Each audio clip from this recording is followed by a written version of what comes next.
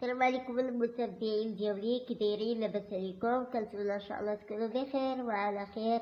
صراحه اليوم جبت لكم واحد الوصفه اللي هي زوينه بزاف بالنسبه للجهاز التنفسي ديالنا، كذلك القفص ديال الصدر، يعني المعده. صراحه زوينه بزاف، في نفس الوقت تنقي الجسم كذلك من السموم.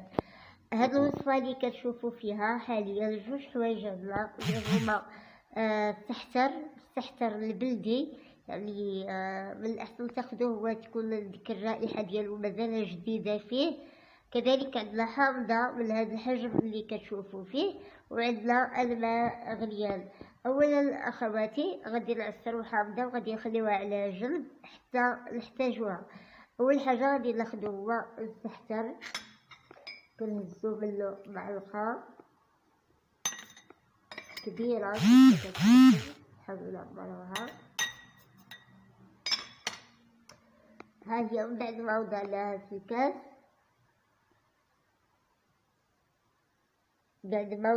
في الكاس، غادي ناخدو الماء اللي هو غليان، غادي نوضعوه عليها مباشرة.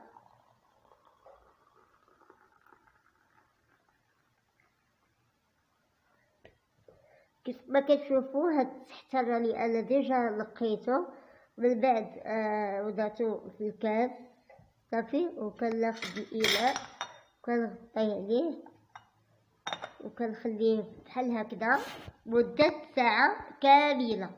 يعني مدة ساعة كاملة خصو يبقى بحال هكذا في الماء مدة ديال ساعة كاملة. من بعد غادي ناخدو، غادي نخوي عليه الحامض، يعني خاصو يكون ولا دافي، يعني يكون غير يعني ما ولاش يعني ماشي حتى يبرد، خاصو يبقى دافي.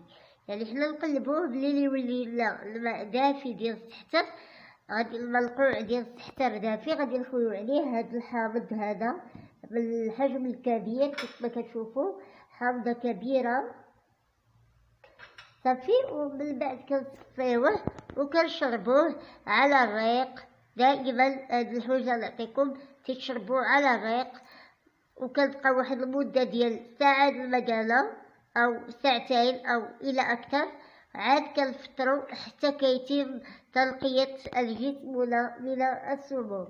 كنتمنى هاد الوصفه للاعجاب ديالكم، وما تنساوليش في تعاليقكم الحلوة الجميلة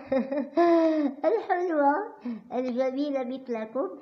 كذلك اللي مازال ما شاركاتش في القناة ديالي، مرحبا بها، توضعي كاع الجرس باش يتم الجديد دائما يوصلها. دمتم في رعاية الله، والسلام عليكم.